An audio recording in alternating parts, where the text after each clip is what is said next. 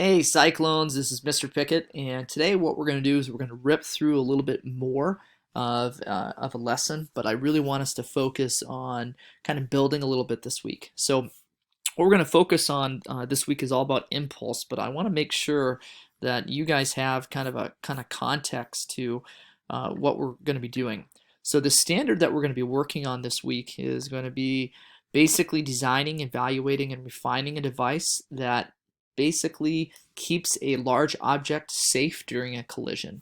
So that's kind of the end all be all, is that we want to basically kind of keep an object safe during a collision.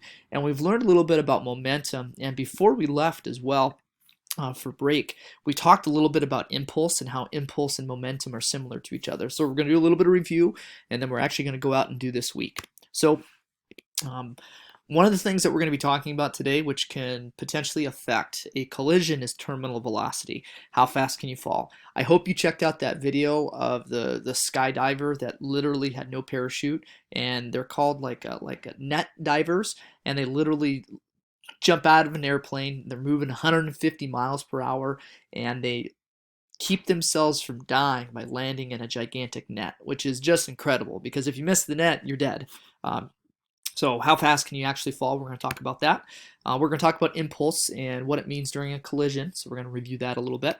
And then we're going to talk about how to go through design, evaluation, and refinement of kind of the design that you're going to create and the thing that's going to keep your egg from not surviving.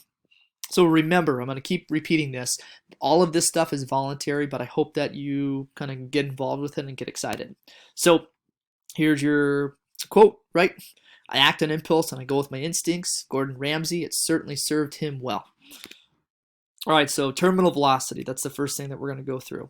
So the basics of terminal velocity, it's the highest falling speed that an object has. So every object, depending on how it's falling towards Earth, has a maximum velocity. Normally we think because of gravity, it's going to make an object accelerate or continue to get faster and faster and faster. However, objects have a max speed in which they can actually fall.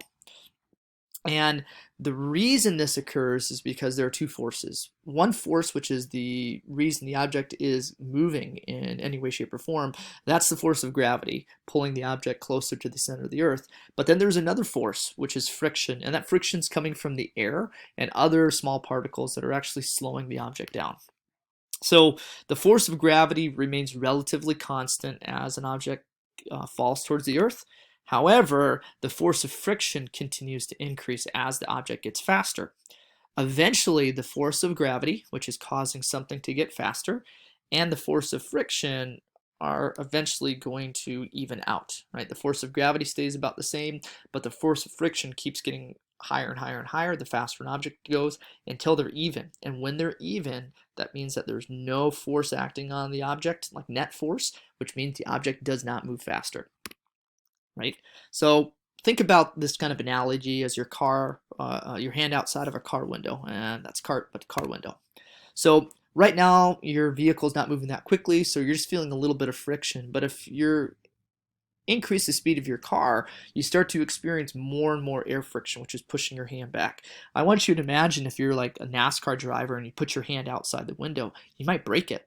So there's a point where the friction is going to keep getting higher and higher and higher.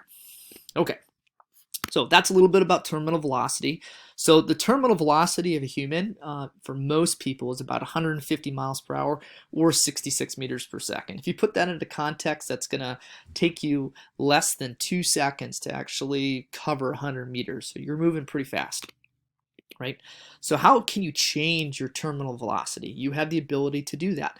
And the main thing that you have the ability to change is the amount of friction that acts on you. So I want you to think about this. How do you think you can increase your friction when you're falling? You're right. If you make yourself less aerodynamic, so if you spread yourself out wide, right, rather than being in a tight, like compacted deal, it's going to possibly make you change your terminal velocity. And so people that are skydiving know this, and so they make sure if they want to go slower, they make themselves really big. Oh, also, by the way, this is one of the reasons why parachutes exists. Parachutes basically increase the amount of air friction that's acting on you, which makes you slow down considerably. All right, so impulse, what happens during a collision? So if we remember, oh boy, I got a lot of stuff on here, right? If we remember, right, you have initial momentum of an object. And remember, when we talk about collisions, there's two objects, but we're going to focus on maybe one object right here during the collision. So this object has initial momentum, and after it collides, it's got final momentum as well. Right? So when we think about this one object, it has initial momentum and then it's got final momentum. And as a result of that, we have a change in momentum. Specifically, if we're looking at a collision like this, boom, boom, boom. This object definitely had momentum at the beginning, and then it transferred its momentum to the other object, but it's changed its momentum. So if we look here, an object's change in momentum is also equal to something else. It's equal to the force experienced on this object by how long these objects are actually in collision for. Right? So there is that equation. It's really basically the force times the change in time, or the change in momentum. That's what P is. It's momentum. Change in momentum is equal to the force that's experienced by that object times or multiplied by the time that these objects are actually in contact for.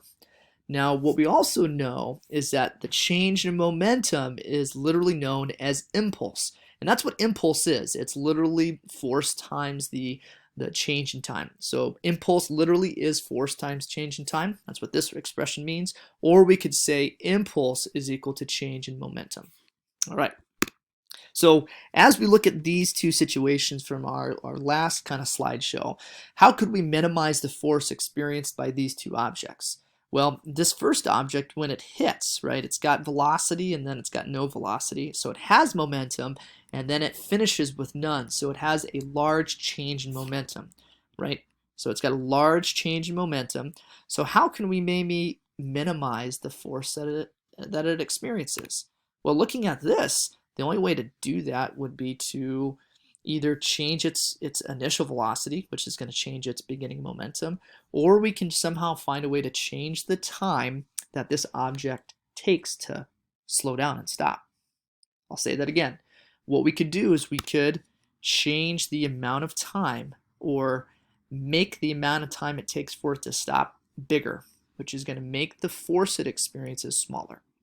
And we're going to see the same thing over here as well.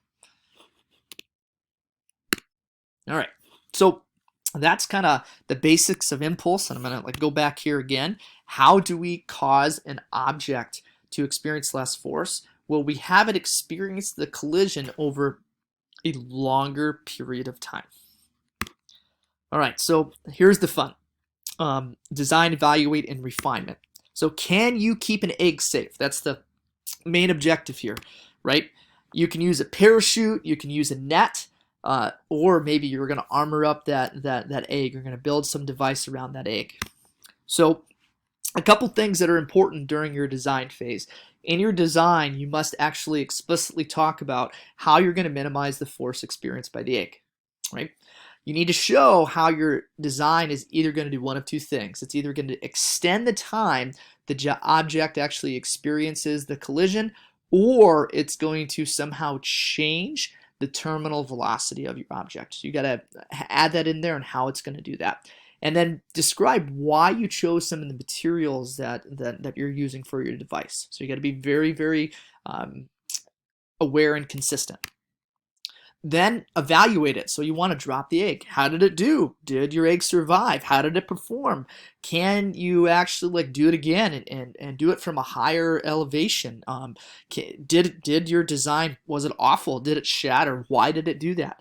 Can you make the design better? So you're evaluating, which means you're testing and then actually going through and figuring out, did it work? And then refining your device. Even if it worked, I want you to push the limits to see if you can make the object, the device better. Can you extend the time even more? Can you make your design lighter? Can you make any other structural changes? Can you make it better? All right, that's the idea. Go through the design, the evaluation, and the refinement. And design, I'd expect you to do maybe on Wednesday, evaluate Thursday, and refine Friday. And evaluate and refine might exist Thursday and Friday as well. Right? A couple things to think about. Do it yourself. Don't use Pinterest. Don't look online, right? Don't put your egg inside of a peanut butter jar because you saw a buddy do it. I want you to really think about this yourself. And do it for the cheap. Think about using very consumable items that are handy, that are super, super cheap, or even things from the garbage. And win. What's important now, right? You've done egg drops before. My son was actually doing an egg drop as well. So you're a high school freshman.